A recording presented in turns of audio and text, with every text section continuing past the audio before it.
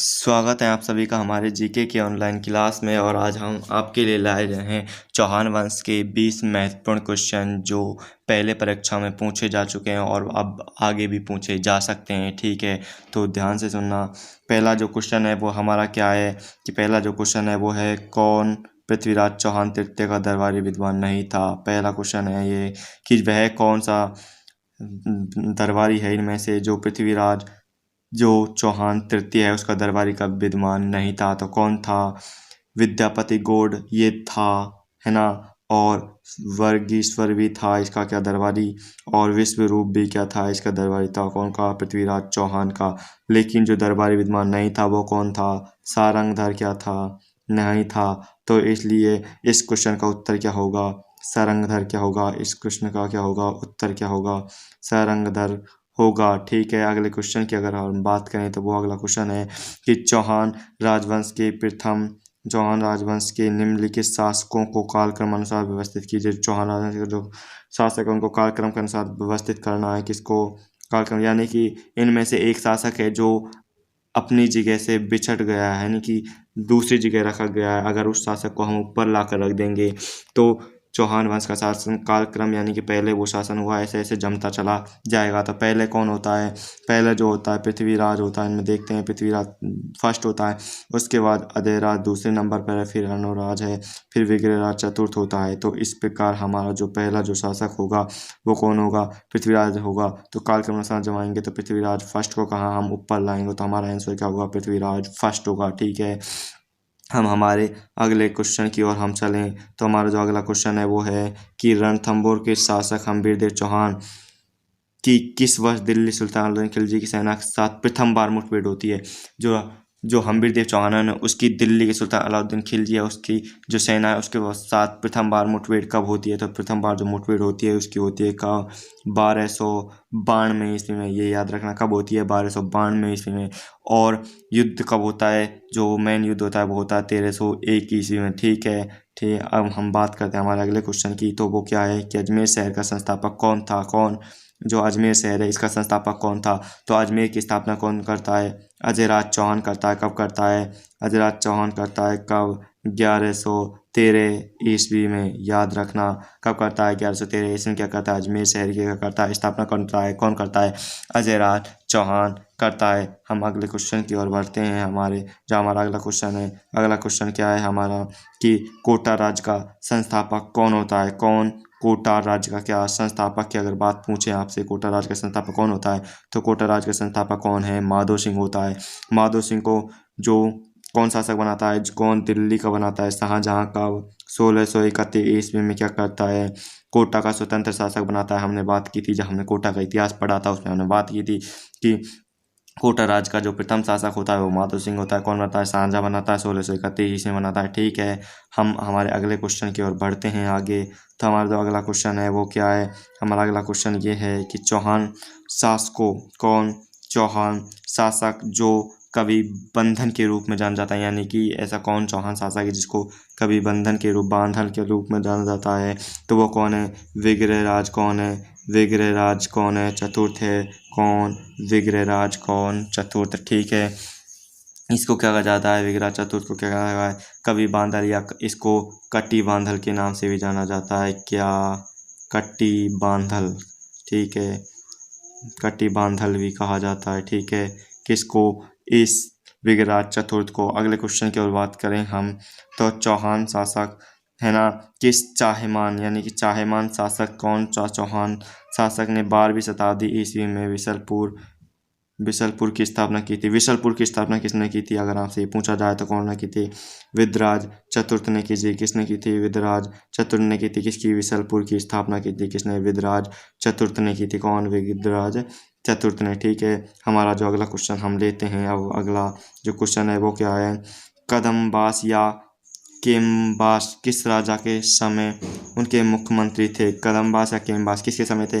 पृथ्वीराज तृतीय के समय थे। क्या थे? कदम्बास या केम्बास क्या थे?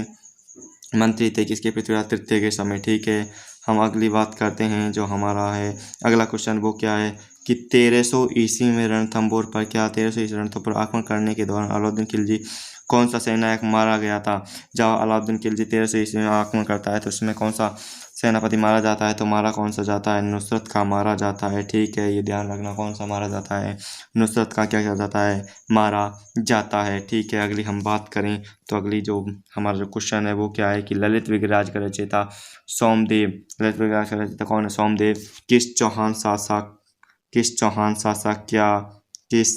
शासक का क्या दरबारी था? कौन था? किसका दरबारी था? किसका था? विग्रहराज किसका? चतुर्थ का था क्या दरबारी का भी? इसमें क्या है, ललित विग्रहराज में क्या है कि जो विग्रहराज की जो प्रेम कथा है उनके बारे में वर्णन किया है किसने? सोमदेव ने। ठीक है, हम इसी के साथ अगले क्वेश्चन की ओर आगे बढ़ते हैं। तो जो हमारा अगला क्वेश्चन है वो क्या है कि रणथंभौर की विजय के उपरांत अलाउद्दीन खिलजी ने किस दुर्ग को किसके अधिकार में सौंपा था? कि रणथंभौर पर जब अलाउद्दीन खिलजी विजय प्राप्त कर लेता है उसके बाद जो रणथंभौर दुर्ग है उसको किसको सौंपता है? तो किसको सौंपता है रणथंभौर दुर्ग को? उलुग। किसको सौंपता है? उलुग खां को सौंप देता है। किसको? रणथंभौर दुर्ग को विजय के उपरांत, है ना। अगले क्वेश्चन की ओर हम आगे बढ़ते हैं। अगला क्वेश्चन क्या है हमारा कि किस रचना में अमीर खुसरो ने चित्तौड़ व अलाउद्दीन खिलजी के आक्रमण का वर्णन करता है? तो किस रचना में करता है? चित्तौड़ और अलाउद्दीन खिलजी के आक्रमण का वर्णन है वो किस में करता है? ख्वाजाइन उल फतेह में करता है। किस में? ख्वाजाइन उल फतेह में। किसका वध करता है? अमीर खुसरो किसकी? अलाउद्दीन खिलजी चित्तौड़ पर जो आक्रमण करता है उसकी क्या करता है? बातें करता है या। ठीक है, अगला क्वेश्चन क्या है हमारा?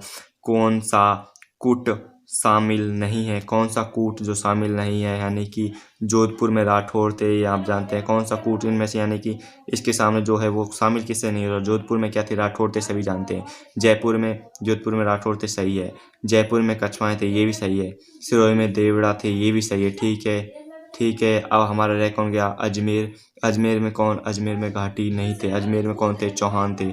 तो ये हमारा मेल नहीं खा रहा है, तो इसका उत्तर क्या होगा? अजमेर ही क्या होगा? इसका उत्तर होगा। अगले हम क्वेश्चन की अगर बात करें, जो अगला क्वेश्चन है वो हमारा क्या है?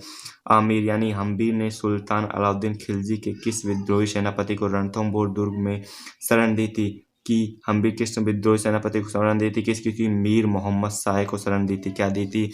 मीर मोहम्मद शाह को क्या दी थी? शरण दी थी। इसलिए हमारा आंसर क्या हो जाएगा? मीर मोहम्मद शाह हो जाएगा। ठीक है, मंगोल विद्रोही है ये। ठीक है, अगले क्वेश्चन की अगर हम बात करें तो अगला क्वेश्चन है कि हमारा कि किस शासक के राज्यकाल के दौरान दिल्ली शिवलिंग स्तंभ के विलिखित उत्कीर्ण कराया था? ये हम जानते हैं, बिल्कुल जानते हैं। क्या है? विग्रहराज चतुर्थ होता है। कौन? विग्रहराज चतुर्थ होता है। इसके समय क्या होता है?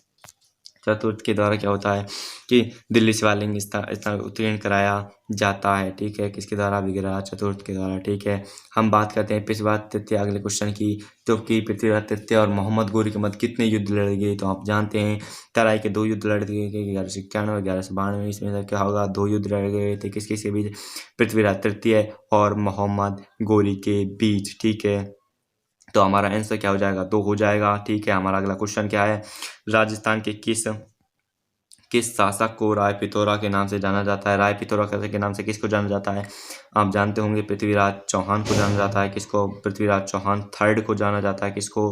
पृथ्वीराज चौहान थर्ड को जाना जाता है। ठीक है, किसके नाम से? रायपिथौरा के नाम से जाना जाता है। ठीक है, यहाँ से पूछा जा सकता है अलाउद्दीन खिलजी की जालोर विजय के समय वहाँ का शासक कौन था? अगर आपसे पूछा जाए कि अलाउद्दीन खिलजी जब जालोर पर विजय करता है उस समय वहाँ का शासक कौन था, तो वो शासक था कौन?